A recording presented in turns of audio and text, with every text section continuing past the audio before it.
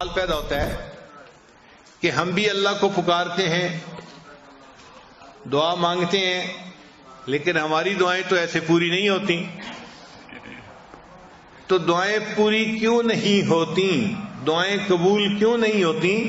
اس کی وجوہات ہیں.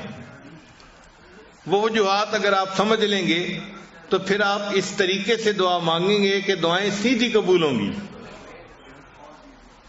دعائیں قبول نہ ہونے کی ایک بنیادی وجہ کہ انسان اپنے گناہوں سے توبہ نہیں کرتا، اور اللہ پھر اس کی دعا کو قبول ہی نہیں کرتے. ہم گھروں میں دیکھتے ہیں جو بچہ پڑھائی اچھی کرتا ہو، اچھا گریڈ لیتا ہو، ماں باپ کی فرما برداری کرتا ہو، اگر یہ بچہ کبھی کوئی چیز مانگے تو آدھا کہے ہم اس کو چیز لے کے دے دیتے ہیں. اور جو بچہ ضدی ہو، ماں باپ کا نافرمان ہو اور گریڈ بھی اچھے نہ آتے ہو اور ماں باپ کو پریشان کرتا ہو، یہ بچہ اگر کہے نا کہ مجھے فلاں لینا ہے، باپ سنی انسنی کر دیتا ہے. اسی طرح جو بندہ اللہ کے نافرمانیاں کرتا ہے، اللہ اس کی سنی انسنی فرما دیتے ہیں. تو پہلی وجہ دعائیں قبول نہ ہونے کی اپنے گناہ ہیں.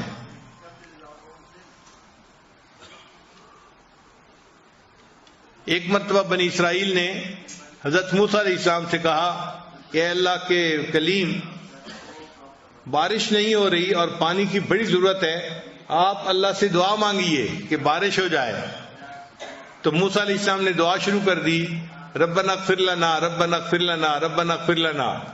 تو بنی اسرائیل بڑے حیران کہ ہم نے کہا تھا بارش کی دعا مانگیں اور موسیٰ علیہ السلام ربنا اغفر لنا لگائے ہوئے ہیں. تو پوچھا اے پیغمبر اسلام، آپ یہ دعا کیوں مانگ رہے ہیں؟ انہوں نے فرمایا اس لیے کہ جب اللہ تعالیٰ کسی بندے کی بخشش فرما دیتے ہیں تو اس کی تمام مرادوں کو بھی پورا فرما دیتے ہیں. تو ہمارے گناہوں کو جب اللہ معاف کریں گے تو ہماری تمام مرادوں کو بھی اللہ پورا فرما دیں گے. تو دعائیں قبول نہ ہونے کی پہلی وجہ انسان کے گناہ ہیں. اس لیے جو بندہ حرام کپڑے پہنتا ہے، حرام مال کھاتا ہے، وہ اگر بیت اللہ کے ساتھ لپٹ کے بھی دعا مانگے تو حدیث میں آتے ہیں اللہ اس کی دعا کو قبول نہیں فرماتے. وہ ملبسہ حرام، اس کا لباس حرام کا تھا، اس کا کھانا حرام کا تھا، اس کی دعا کو کیسے قبول کیا جاتا؟ تو حرام مال جس میں سود شامل ہو، جس میں لوگوں کا حق شامل ہو، تو ایسا حرام مال جو ہے اس والے بندے کی دعا قبول نہیں ہوتی. تو ہمیں چاہیے کہ ہم حلال کا اہتمام کریں تاکہ ہمارے اٹھے ہوئے ہاتھوں کو اللہ قبول فرما لے.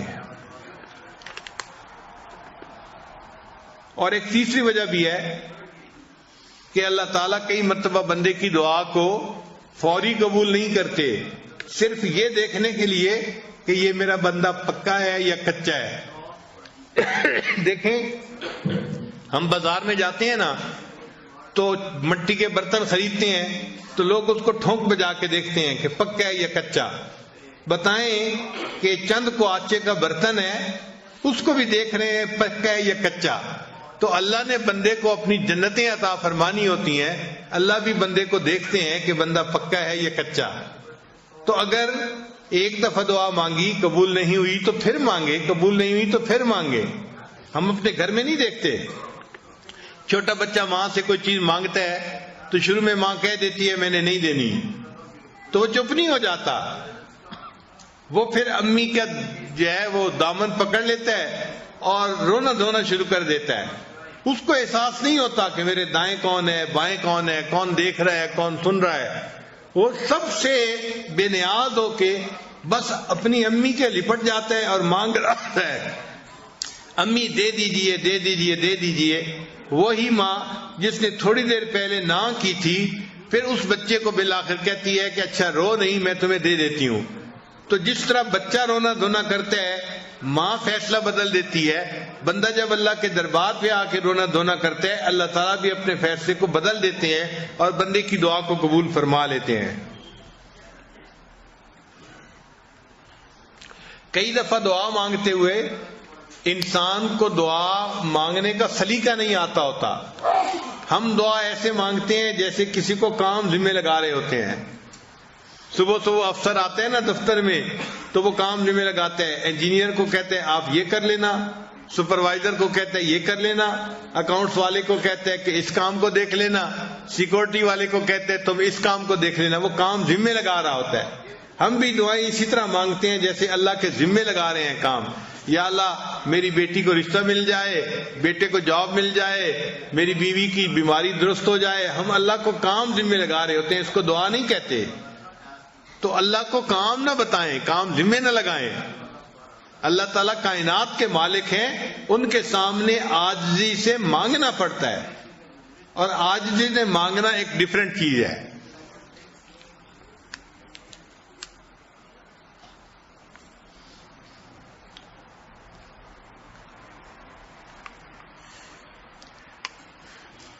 اور کئی مرتبہ دعا مانگنے والا دعا تو مانگ رہا ہوتا ہے مگر دل میں غفلت ہوتی ہے، دل میں غفلت ہوتی ہے، اور دل کی غفلت کی وجہ سے اللہ اس کی دعا کو قبول نہیں کرتے۔ چنانچہ حضرت موسیٰ علیہ السلام ایک دفعہ جا رہے تھے، حدیث پاک میں ہے، ایک چرواہا بڑا مانگ رہا تھا اللہ سے دعا، تو حضرت موسیٰ علیہ السلام نے دیکھا کہ وہ رو بھی رہا ہے، دعا بھی مانگ رہا ہے، تو حضرت موسیٰ علیہ السلام نے اللہ تعالیٰ سے فریاد کی کہ اے اللہ، آپ کا بندہ ہے، آپ کے سامنے آہوازاری بھی کر رہا ہے اور دعا بھی مانگ رہا ہے، اور آپ دعا کو قبول نہیں فرما رہے۔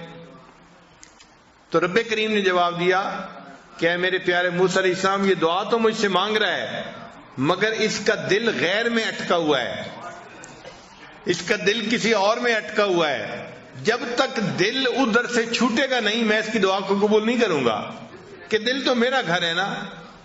تو بجائے اس کے کہ دل میں مجھے بساتا، اس نے دل میں کسی مخلوق کو گھسا لیا ہے، اس لیے دعا قبول نہیں ہوتی۔